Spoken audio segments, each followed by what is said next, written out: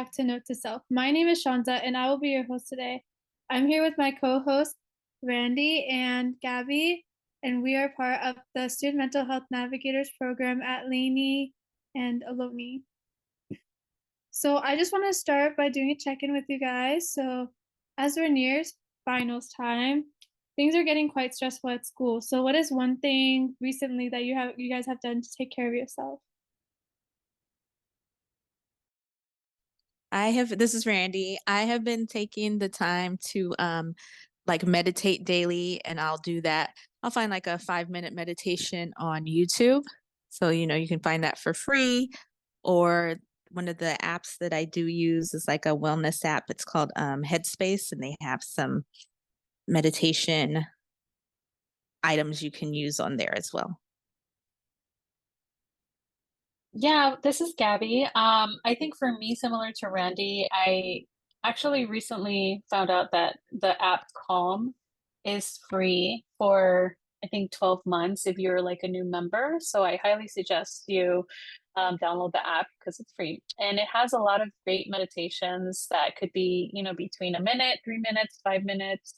Um, it also has some, frequencies that kind of help you with different um, well, depending on how you're feeling. So for me, with anxiety, what's been helping me, I think, is the frequency 421, and it has like some music and tone to it. So yeah, I think that's been helping me out a lot. Yeah, something that's been helping me, it's not as related to meditation or anything, but one thing that I've been doing is getting back into working out, and that gives me a chance to catch up on my podcasts or just kind of spend that time with myself that I'm not always able to do. And it's a way of me carving out like an hour, 30 minutes just to, move around and take care of myself in that way. So, today, we're going to be talking about mental health as basic needs. Who defines mental health as a state of mental well-being that enables people to cope with the stresses of life, realize their abilities, learn well, and work well, and just contribute to their community? Basic needs is defined as a minimal list of elements that human beings necessitate in order to fulfill basic requirements and achieve a decent life.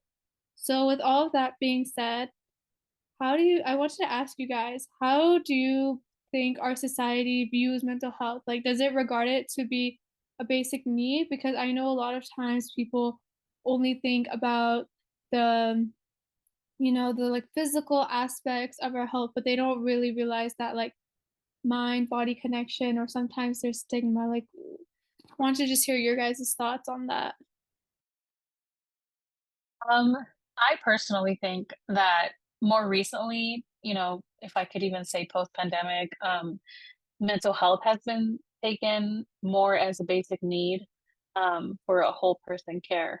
So whole person care is basically taking care of, you know, uh, someone's like physical, mental, emotional, um, and I personally think mental health is a basic need, but more recently it has been brought up in that way. I think specifically because of the way the health system works, right? Where it wasn't as inclusive when it comes to like therapy and having those accessibility to mental health therapies and things like that.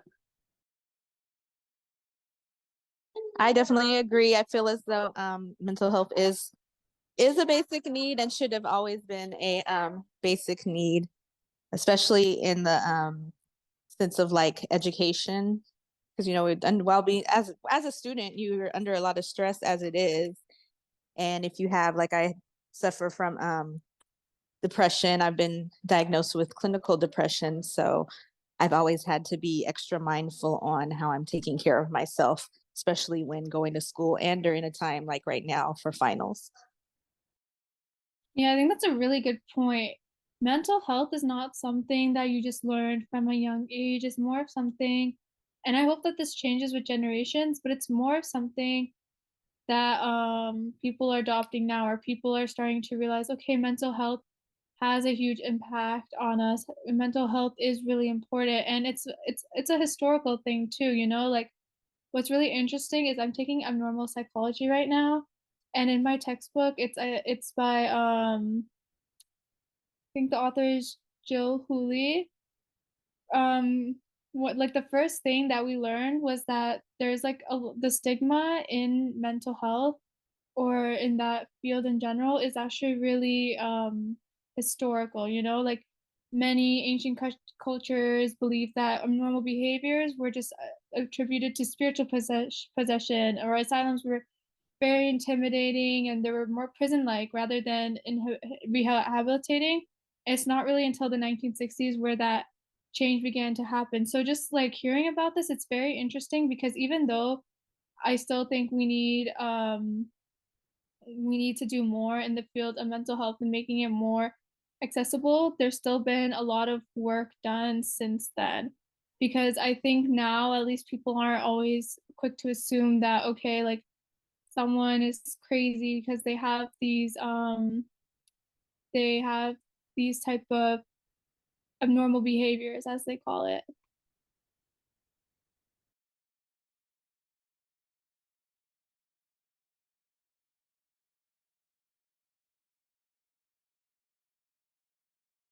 Yeah, so thinking of mental health being a basic need, um, like I said, I think it's really important, especially for the overall well-being. And just like we need food and water for our bodies to stay healthy, like we definitely need good mental health for our minds to stay healthy too. Um, because I think one thing affects the other, right? So thinking of like how if our mental health is good, we feel happier, we can think clearly, we can handle our life's ups and downs a lot better, and it helps us do better in school. So thinking of us being like college students, right? We can focus on our classes better, our brains can absorb information a lot better. Um, and basically thinking of, our emotions and connecting that to how it translates in our everyday life and how it can improve, like if we're taking care of it, right? 'Cause thinking of like mental health or excuse me, scratch that. So thinking of mental health is a basic need. It's essential, and it is something that, if we're not well mentally, it's going to affect our bodies. It's going to affect the way we kind of interact in the world. I definitely agree with that, and it's just like as important as, physical health is. Mental health should definitely be considered under that category. Um, we have to take care of our bodies and our mind just the same as if they were, because they are related. So I feel like they should be cared for and talked about being cared for the same way. Yeah, totally. And one thing that's important is that we identify mental health to be a basic need because it is essential to our daily functioning. You know, it has a major impact on our physical health and it's just a part of our overall safety because mind and body are connected. And there have been a lot of ways or a lot of studies that have been done that kind of prove that there's this connection or it affects our health in other ways. For example, you know, the CDC identifies that depression increases the risk for many types of physical health problems, particularly long lasting conditions like diabetes, heart disease, and stroke. And I think this makes sense because, you know, when you're in a state of depression or anxiety, it can affect your breathing, it can affect, you know, and there's all sorts of different types of depression, anxiety. You know, some types of depression are even catatonic, or people become very lethargic. So there are so many ways that it just affects your overall physical health. And the more that people kind of start to realize that and just how deep that connection is, the more likely they are to value it the same way and realize that, okay, it is a basic need. Yeah, it's a kind of as we're talking about how like mental health affects our bodies and how it kind of translates into our everyday functioning. WebMD actually finds that around 50 to 80% of people with mental health conditions will also have sleeping problems. How do you guys feel about that? Do you feel the connection? I mean, literally, I think I've tried every kind of melatonin chewy or gummy or pill to kind of focus more on like, or being more mindful at least of like my sleeping times and how I'm sleeping, because I know that is huge for me. What do you guys think about that? Yeah, oftentimes, like, when people have a sleeping disorder, there's, like, another reason, behind it too. It's very rare that it's just a sleeping disorder because, like, in my own experience, I used to have a lot of trouble sleeping, and it's because of my anxiety, so it would just take me so long to sleep because of that.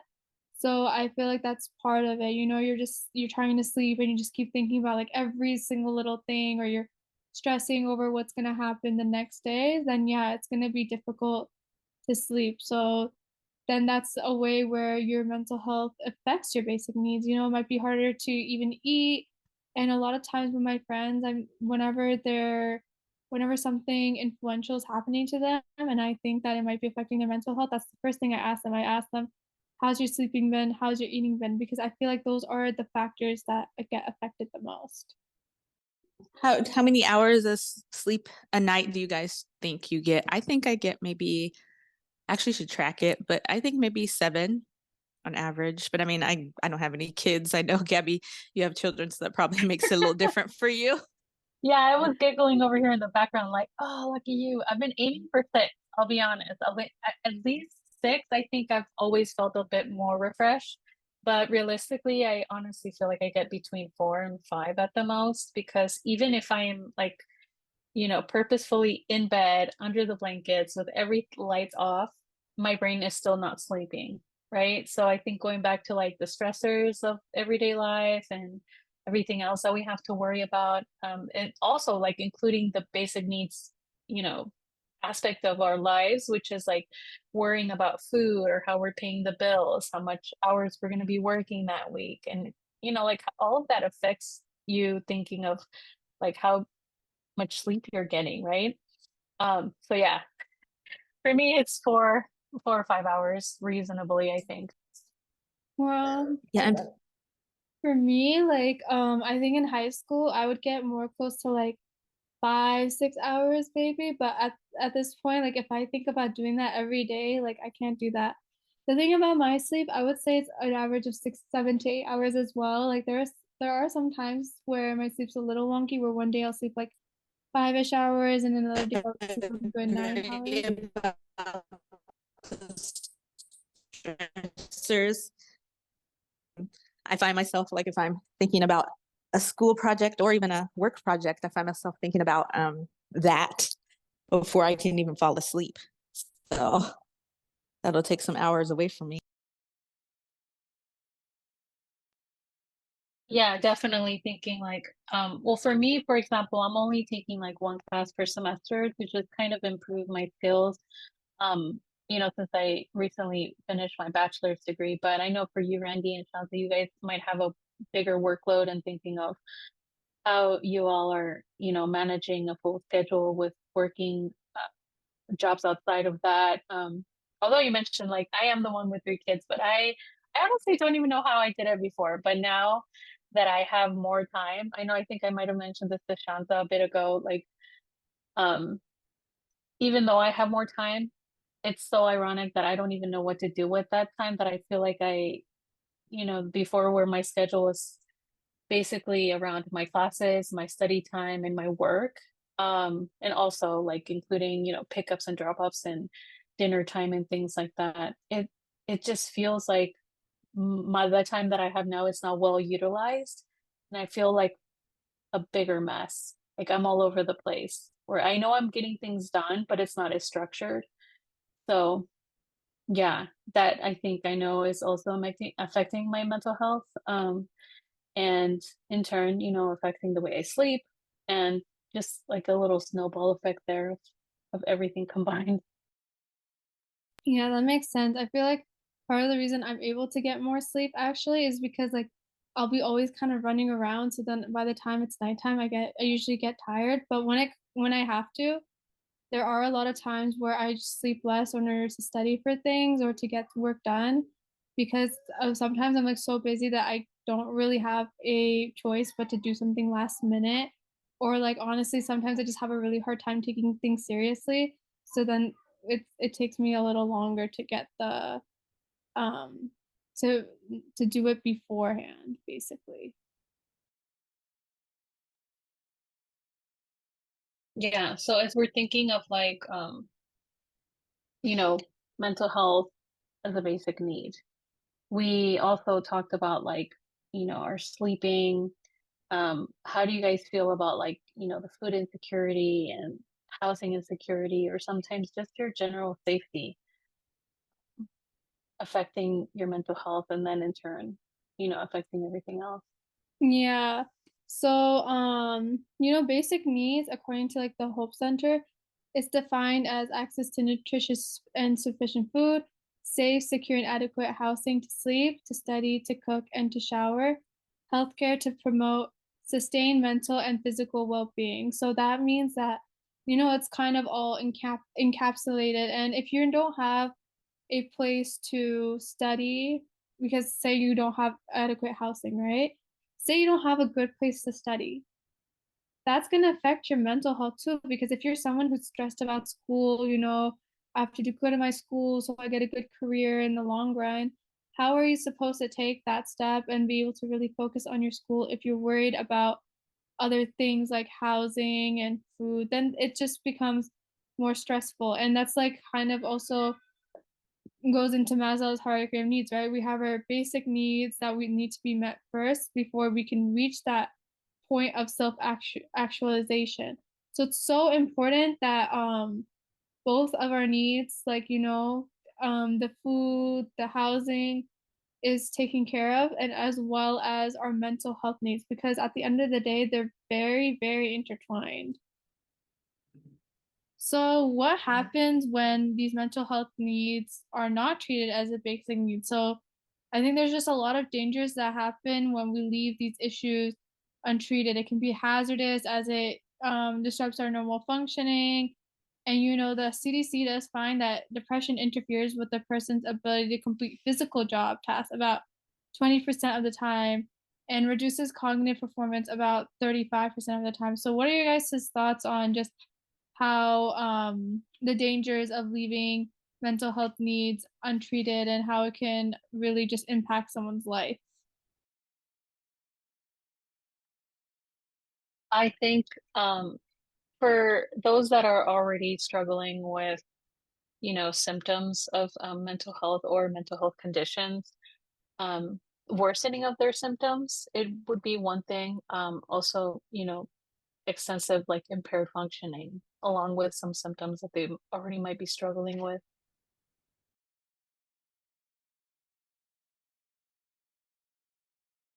And I was also, to add to that, I was going to say, I think we see a good example of that, like just in day-to-day lives, like as far as when we see even on campus unhoused students who are going about their day-to-day lives, but their mental health isn't cared for well, not any fault of their own, but yeah, I see that all the time out here in Oakland and at Laney.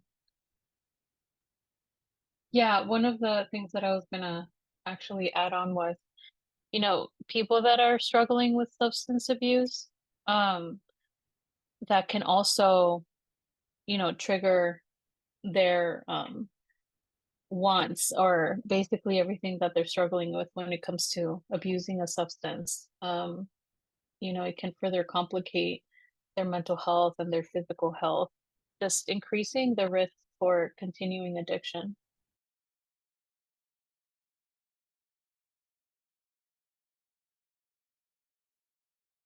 Yes, I agree with you on that as well. I've never had direct any type of direct family relation with substance abuse, but I definitely have with mental health. So I can see how those would be related. Yeah, I think other than, more specifically for young adults that are in college or university, um, when some of their needs are not met, especially mental health, like a lot of social isolation is well, I personally think I've seen a lot of that where, if they don't find support or anyone that they can talk to, um, they can start to like withdraw and isolate or alienate themselves from like friends and family, um, which, you know, sometimes could be their main support network. Um, and that can like increase their depression and, you know, low self-esteem or just perpetuating cycle of mental health struggles. Yeah, and I just think that it also would affect, just considering that we're students, it's just always a connection I like to think about, is that it would affect your, school performance. It becomes difficult to concentrate on things at school. You're sitting in class and you're not able to concentrate, you're trying to study, you can't concentrate. It really affects your studying.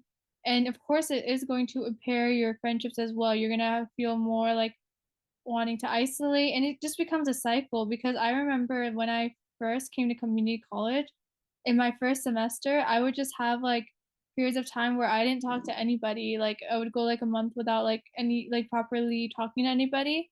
And it would just get like deeper and deeper where I felt like I didn't really want to then. Like it becomes harder to break out of it basically. And that was just not well good for my like overall mental health either. How did you end up handling that? Like, how did you break out of it? Honestly, like I just had like new classes and then like I just made new friends. So then I was able to like constantly stay um like with people and stuff because I do enjoy being social and I also enjoy my alone time. So it's not good for me to be constantly around people, but then to be constantly isolated like for like a month at a time, like that's not something that I can personally handle. So it was just like finding friends I was able to talk to more often and things like that. I think something else that ties into that, I know we talked a lot about, finding a friend group you fit in with. How's everybody's experience with finding new friends on campus? Like my experience, I didn't necessarily find friends in classes, but I definitely made good connections with like Danielle and Kyla in the wellness center, and then like some of the other staff I really hit it off with. And it's not something I went into this expecting. And they've definitely helped me, talk through some issues I may have. So we're helping each other along with trying to help other students.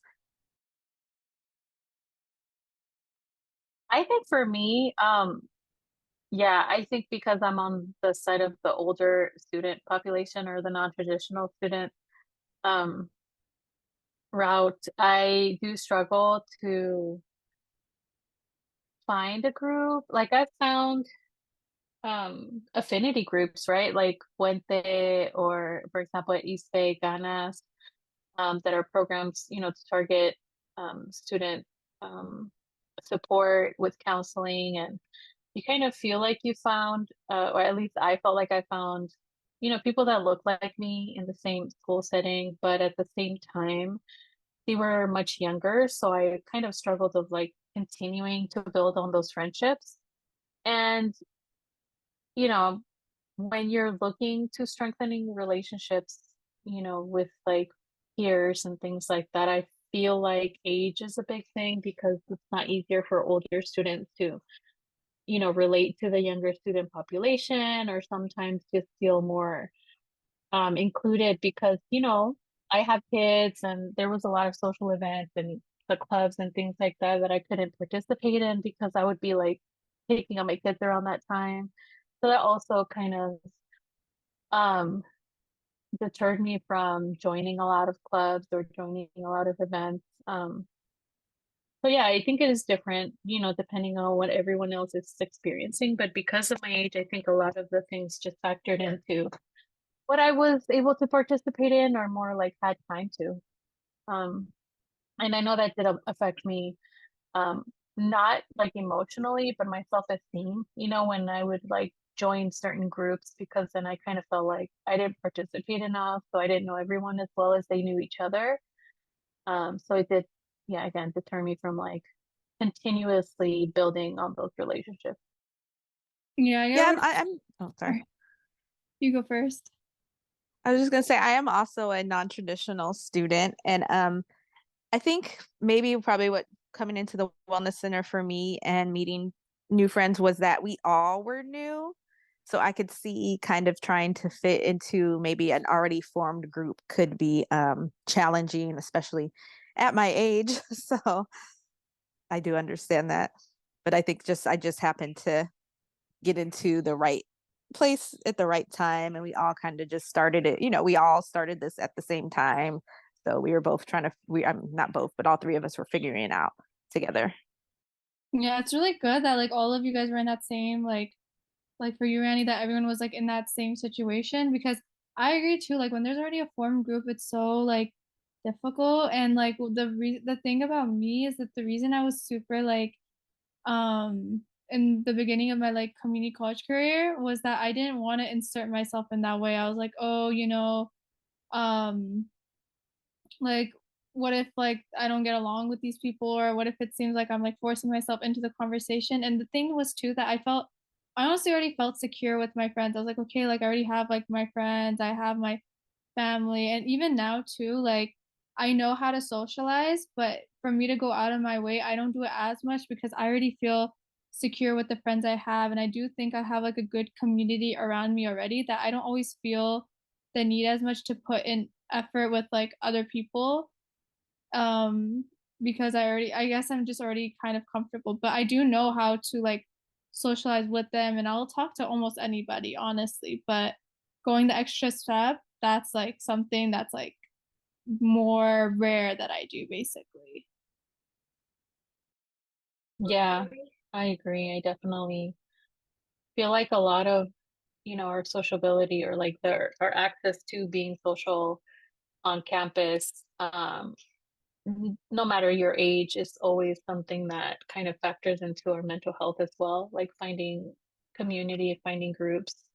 Um, but yeah, just thinking about that, also how we find resources and how accessible they are, to kind of help us through these changes or through these transitions or in the places that we're at in life. Um, how affordable and accessible do you think current mental health resources um, are for you all? I mean, you don't have to be, share your personal experience, but you can share your perspective on that. I mean, for right now as a student, it's with being a student, it's very accessible, and like right now it is free. But before that, I do have like full health coverage through my job. But sometimes it would be a challenge because it's like I'd still have to pay a copay, and it's like to see, well, not I pay a copay, and on top of that, I mean, I don't know if this is okay to say, you can edit it out if it isn't, but I have Kaiser, and they have the worst mental health system to me. Like they just don't have, I mean, they just don't have enough therapists. So I could get an appointment, and then my next appointment would not be until 3 or 4 months out because there's nobody available. So Yeah, I'm gonna hop in here and say I also have Kaiser. Um, honestly, and in full transparency, it took me about a year to get mental health services for my son, and he's 15. As I might have mentioned here on the podcast before, my husband suffered a stroke about 18 months ago. So, in transitioning from what our normal life was then to what it is now, I've noticed, a decline in my teenagers, sociability or just in general wanting to connect outside of their personal space, their rooms, and being with like school groups or just trying to socialize out there. And I know um it was for me very important to make sure that they had the support, although many people are not okay with just being pushed to do it. I know I was apprehensive when somebody might have offered like, hey, you should talk to a therapist, and I was like, what? It's so stigmatized. Like, why would I need it? I'm not, you know, crazy or anything. And I'm sorry for saying that word, but a lot of the times that's the stigma behind, when someone offers mental health um, resources or, therapy, you kind of feel offended that something's wrong with you. But thankfully, with my education and working in this field, I've learned that it's extremely important to share the resources out there and to kind of know what you can transition to, from like campus-based resources to community-based resources. And, we might have shared this in this past as well as navigators, we get to learn a lot about the mental health system. But even then, for me, finding resources for, you know, young teenagers was not easy, especially with Kaiser. Not to mention Kaiser with Alameda Alliance. That's a whole another boat I'm not gonna get into, but it is challenging for sure. Yeah, I like that you brought up that when we think about therapy, it's the difficulty sometimes is just accepting like, oh, like there's something wrong with me. I have to go talk to someone. It's intimidating, you know. It's very difficult to even accept that you would need that kind of help. And then, it really does make sense that with what happened to your husband, of course, like in those type of situations, it's like the biggest, like, pain you would think is just for the victim, but, like, it also does affect the whole family, it changes the dynamics of things, and, one thing I wanted to ask you related to that is just how accessible were the resources at your, kids' schools as well? Like, were they able to get any support or any resources, regarding that too for their mental health?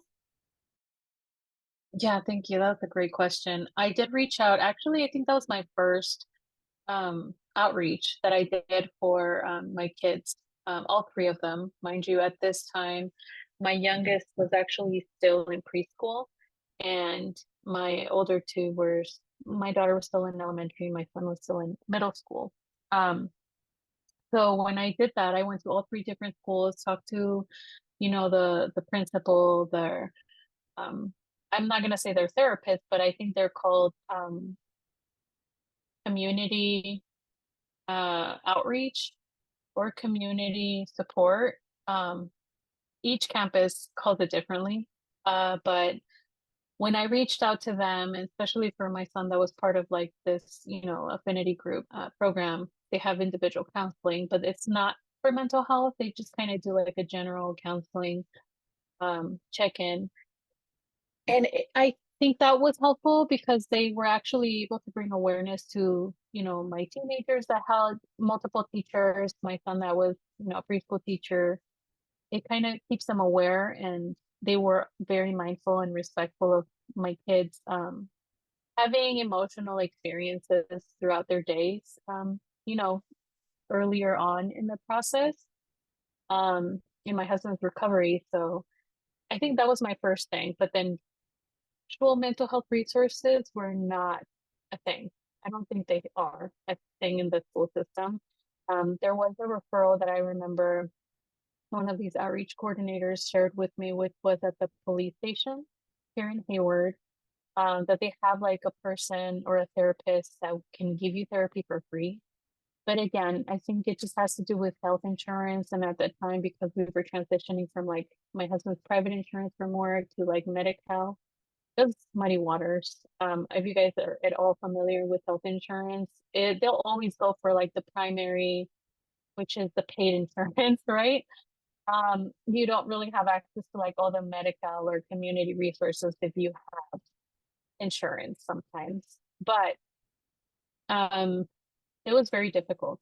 And I think a lot of it was just bringing awareness to them, like, hey, this is, sometimes we feel this way, and talking about mental health topics and doing a lot of it myself, not therapy, but just talking a lot about, bringing awareness on the topics to my kids was important for me, in the process of waiting for those resources to be available to them.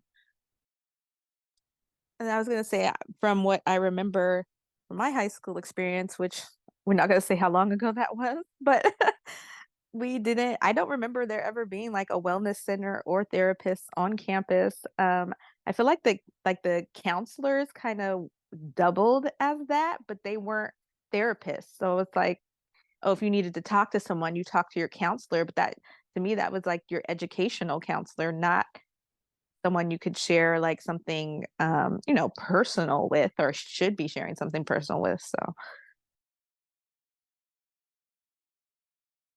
Yeah. I I might be around the same age you were in high school, Randy. So back then, my campus in at Encinal, actually in Alameda, had partnership with a clinic, and there was, I think, a small little like trailer at the end of campus where there were people there, I believe, every day. So there was a nurse and there was a doctor and there was a mental health therapist. And I think they were different every week because I'm assuming mainly they were either volunteers or, just kind of circling people that they had on staff from the main clinic. But I think that was my first experience, and it was in high school, way back when.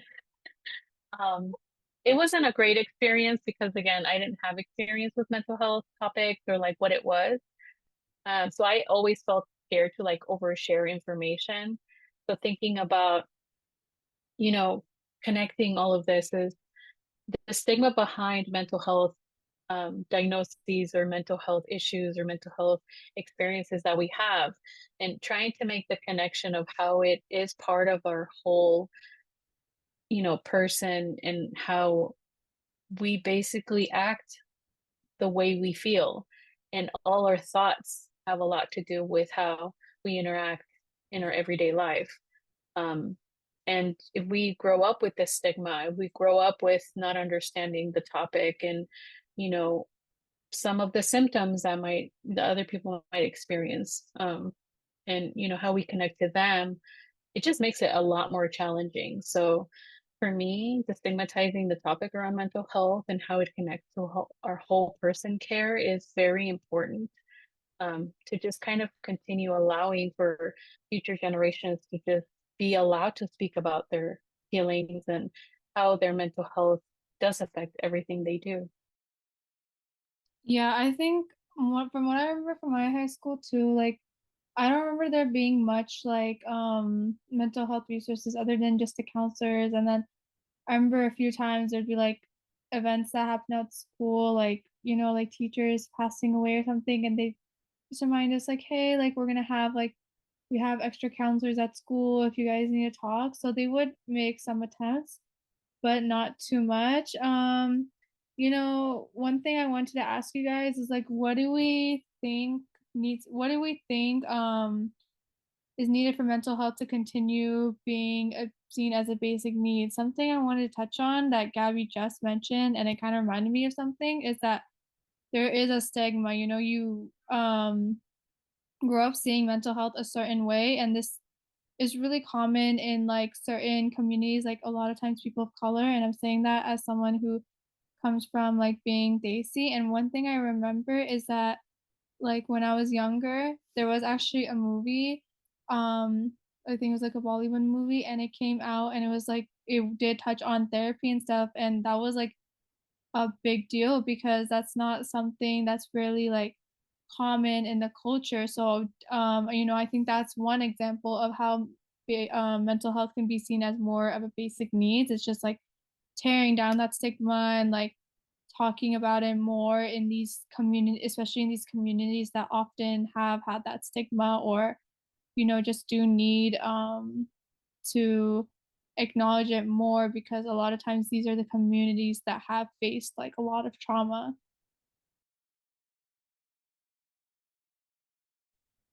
yeah, to address what you were asking about, what do you think we need to have mental health as a basic need? I just think it's more awareness. Like Gabby mentioned earlier, a more of a trying to have people understand that when you say mental health, it doesn't mean you're air quote crazy. There, like it's it's totally misjudged that way, and I think that's has a lot of people, especially people of color, culturally, we don't um we don't want to go to therapy because it just we feel like, or if we go, we don't talk about it. And then if we don't talk about it in our communities, nobody knows who's going, who's not going, or if it's okay to go. Like, growing up with mental health issues, my family did not talk about it at all. And so when I finally went to therapy and got diagnosed, and, I was taking some medications, I think it was my mom was like, "Oh yeah, I used to take that." I'm like, "Excuse me?" Like, what do you mean you used to take that? She's like, "Yeah, I had mental health issues." I was like, "Why have we never touched on that as like a family or as a community?" That was just so baffling to me. And that's kind of where I think I started getting interested in helping with that, especially within communities, because I don't want another girl my age back when I was like early 20s, and now, younger teenagers having to feel that way, like that they have no one to talk to about it and they're alone in it.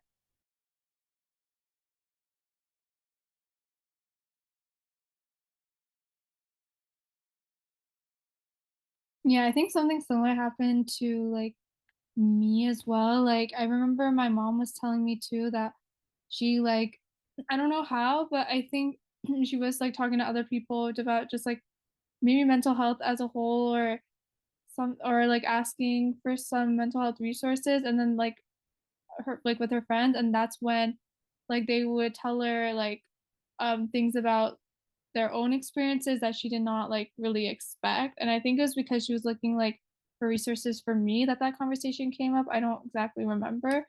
So I think it is like once you start that conversation, that's how people will start like revealing things. And even with my own friends too, it's like it's not until I say something about my own where people are going to feel comfortable, or else it's going to be kind of treated as like this taboo because people just don't know if it's like okay to have that conversation around. So that's like something in our future work that like we should definitely prioritize, just like having that conversation around mental health. And I do think that is something that we have been working on, even throughout our own trainings and stuff. We do often have these type of more like conversations. And I've noticed in that too, like one person says something and I'm like, okay, okay, it's okay for me to say something too, like in that case.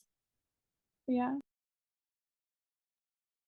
Yeah, and just to kind of remind everyone out there that if you are struggling with, mental health issues or crisis, and you'd like to talk to someone, you can talk to someone at the National Suicide Prevention Lifeline at 800-273-8255, or the Alameda County 988 hotline. Also, you can text courage to 741-741 anywhere in the US. Yeah, thank you so much for giving that number. I really hope that if anyone out there is struggling, that, they reach out and they get that help. And I just want to thank both of you guys, Gabby and Randy, for having this conversation on how we view mental health and how mental health is presented in our society, and why and how we're advocating for it to be seen as a basic need. I really enjoyed having this conversation because I can see that we're very passionate about it, and it's just something, and just having this conversation is helping me like kind of build my own passion and collect my own thoughts regarding this topic. So I hope you all felt that same way, and I really hope that we can continue having these conversations. So I'm really looking forward to our next episode, which will be on diversity, equity, and inclusion.